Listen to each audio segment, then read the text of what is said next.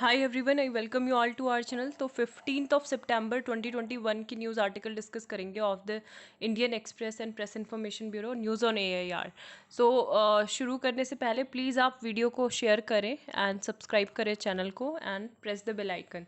So let's get started. सबसे पहली जो न्यूज़ है, prime minister Modi lays foundation stone of Raja Mahendra Pratap Singh state university in Aligarh. और इंडिया एक्वायर कर रहा है एक नई identity of important defence exporter.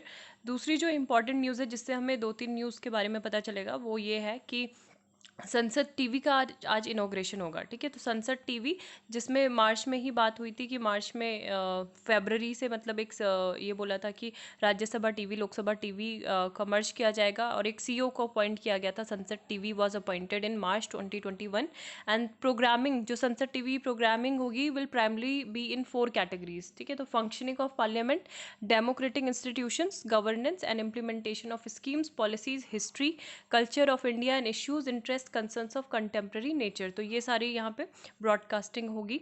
और जो प्राइम मिनिस्टर के साथ साथ राज्यसभा के chairman M Venkaiah Naidu, vice president और लोकसभा के स्पीकर ओम बिरला, ये ज्वाइंटली यहाँ पे इसको एड्रेस करेंगे on the with the day international day of democracy. ठीक है, तो एक बार day international day of democracy के बारे में पढ़ लेते हैं और दूसरा आज इंजीनियर्स डे भी सेलिब्रेट किया जाता है तो वो भी हम देखेंगे। ठीक है, तो एक बार देख लेते हैं, उसके बाद बाकी के जो न्यूज़ है वो डिस्कस करेंगे। ठीक है, बाकी इंडियन एक्सप्रेस की देख लेंगे।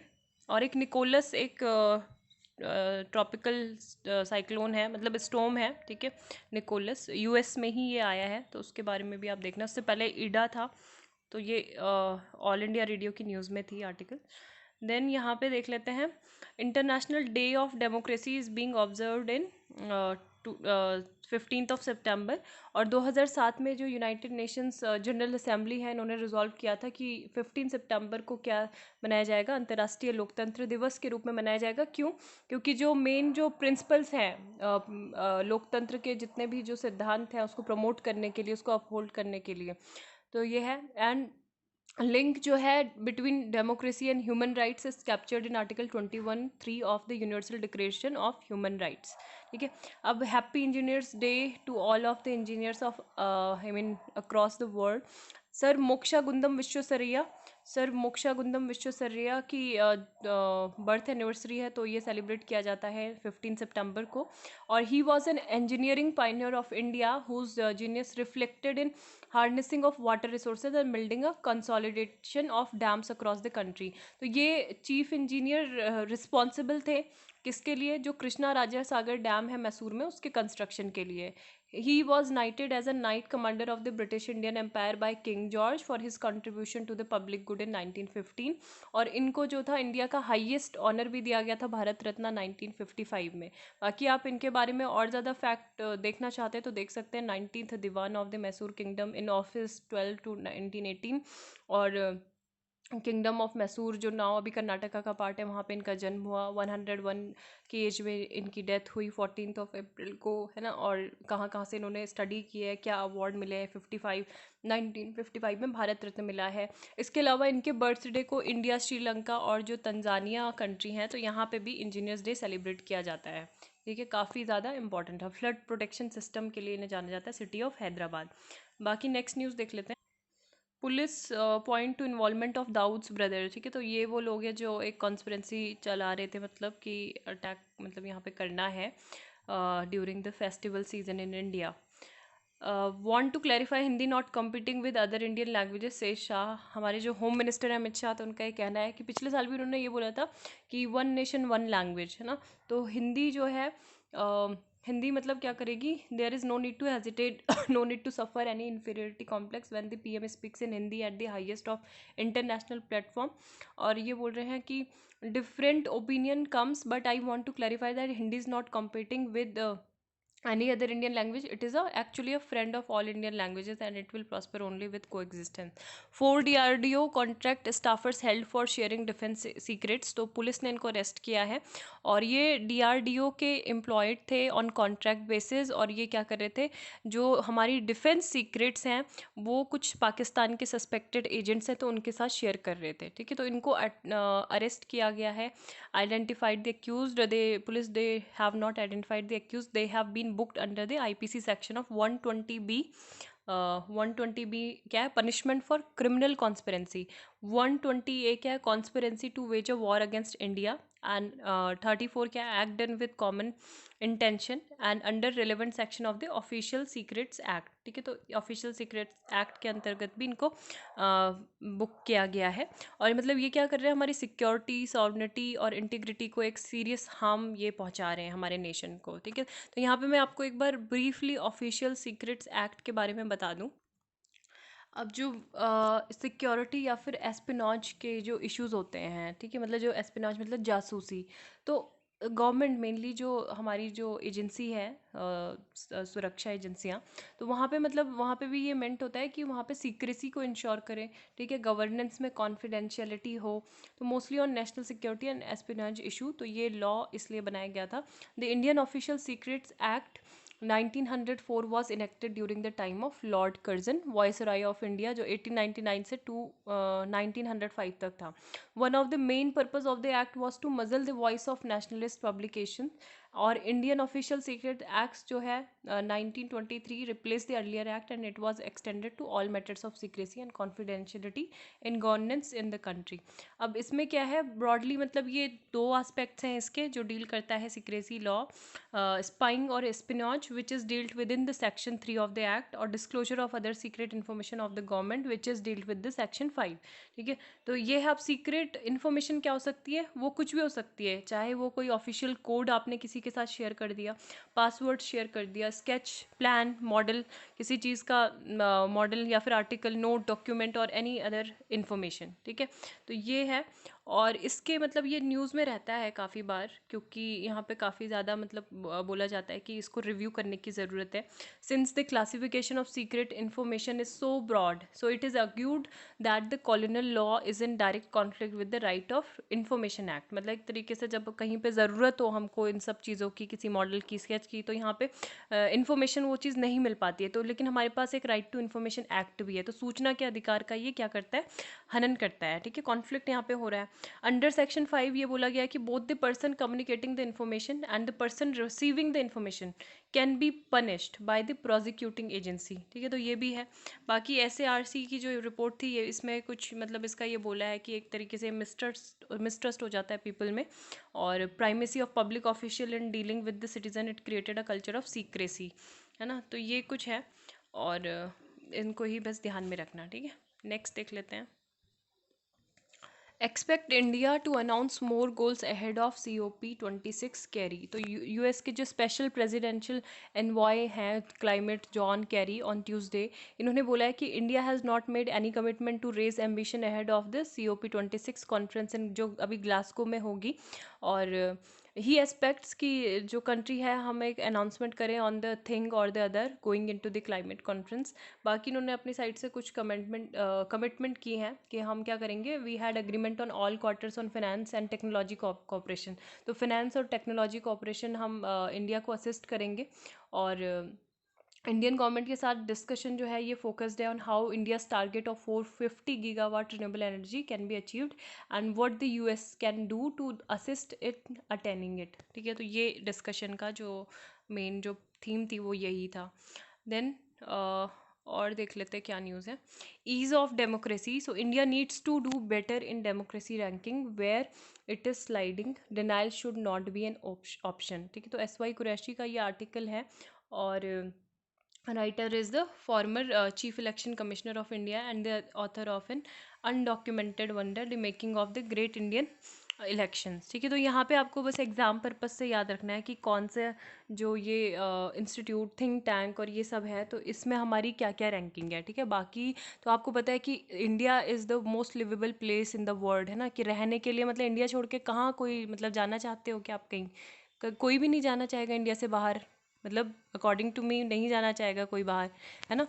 बहुत पर पता नहीं क्यों, मतलब ये लोग जो ये है फ्रीडम हाउस ऑफ इंडेक्स, मतलब हमारे जो एक्सटर्नल अफेयर्स मिनिस्टर हैं उन्होंने एक ये भी बोला कि यहाँ के जो इंडिया के एक्टिवली जो थिंक टैंक और एनजीओज हैं, तो इनको क्या बोलना चाहिए, एक्टिवली बताना चाहिए इंडिया के बारे में, ठीक है, क्योंकि इनके कुछ अपने सेट ऑफ डेमोक्रेसी हैं। और अगर ये बताऊँ, जैसे वी डैम की रिपोर्ट है, वर्ल्ड रिनाउंड थिंक टैंक बोला जाता है इसको, फ्रॉम स्वीडन, तो ये कंट्री इस तरीके की कंट्री रिपोर्ट निकाल रही हैं जो खुद भी अपने को मतलब रिलीजन और इन सब चीज़ों से अलग नहीं कर पाई हैं आज तक भी, ठीक है, और बहुत स्मॉल कंट्रीज़ हैं।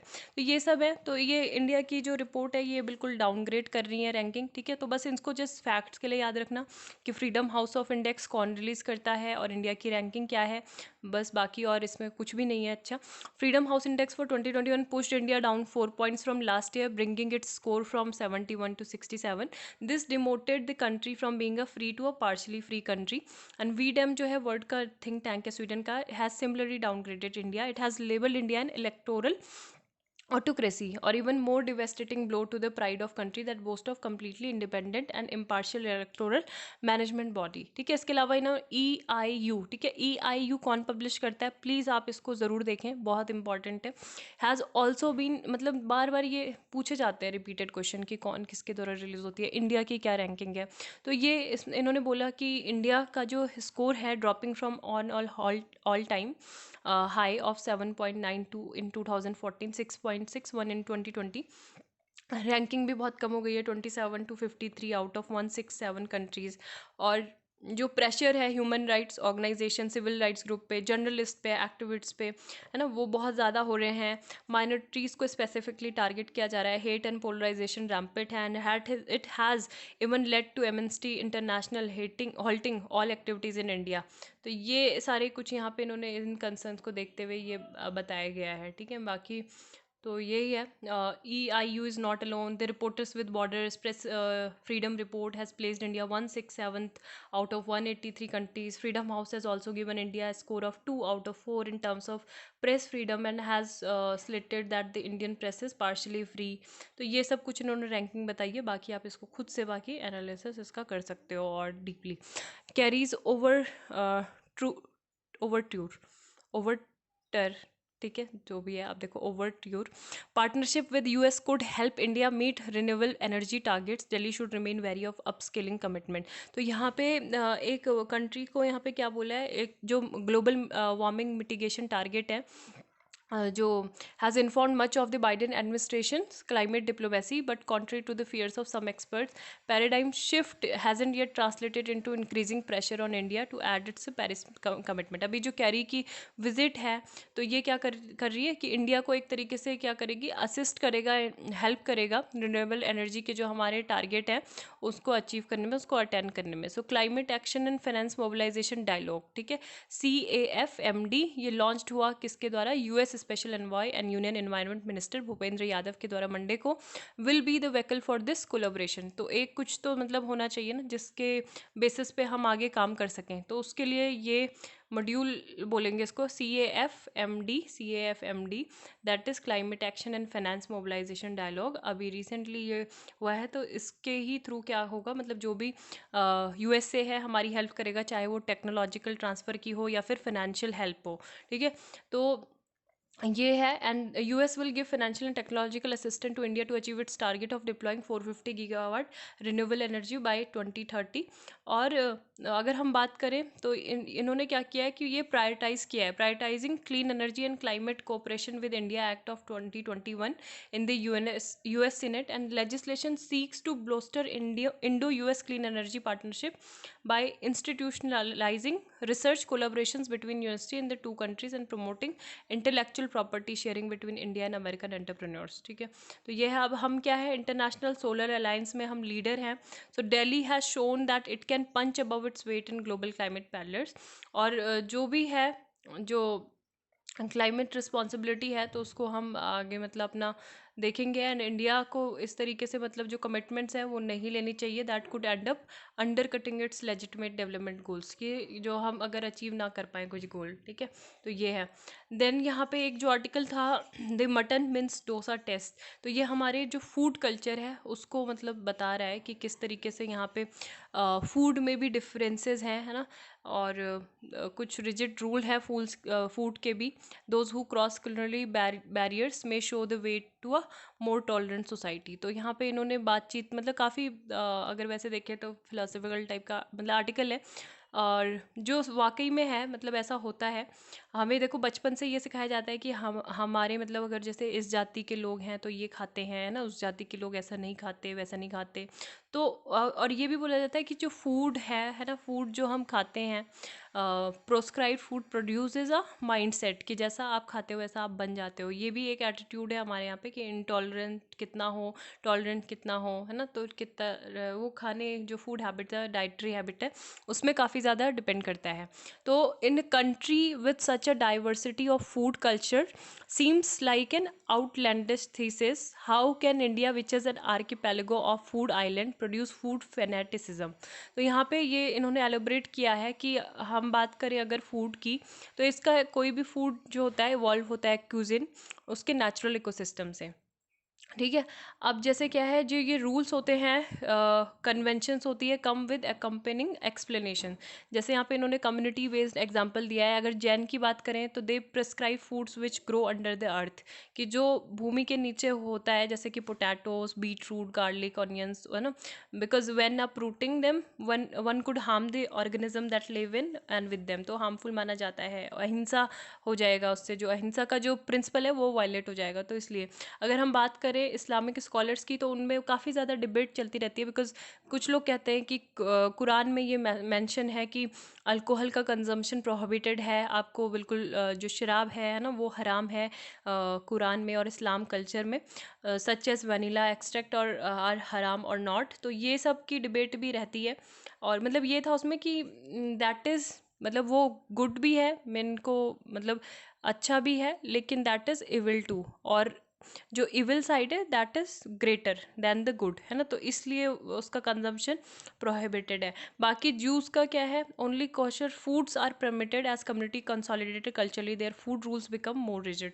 अगर हम बात करें इनकी जो प्रॉब्लम है ऑथर की, वो ये नहीं है कि मतलब वो किस चीज़ से है, क्योंकि फूड को एक स्टेटस मिल गया है, सम रिलीजियस टेक्स्ट मिल गया है, एक कल्चरल प्रैक्टिस बन गई है, द हराम हलाल फूड्स और द हमारी जाति के लोग ये नहीं खाते हैं टाइप्स, है ना। तो ये बोल रहे हैं।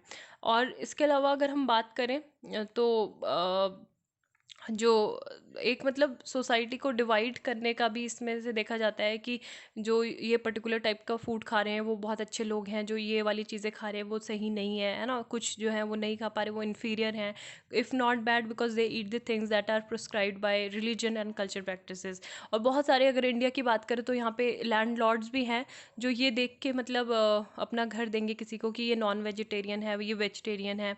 अगर यहाँ पे अगर रिसेंटली बात करें तो मुंबई का जो एलाइट मालाबार हिल है, वहाँ पे कोई भी नॉन वेजिटेरियन रेजिडेंट नहीं है, ना ही वहाँ पे कोई नॉन वेजिटेरियन रेस्टोरेंट है विद इन दैट प्रेमाइसिस। तो ये बोल रहे हैं कि फेनेटिसिज्म है that food producers translate into social life, और ये हमारे हर जगह पे है, उनको स्पेस में है, अगर अर्बन स्पेसेस में।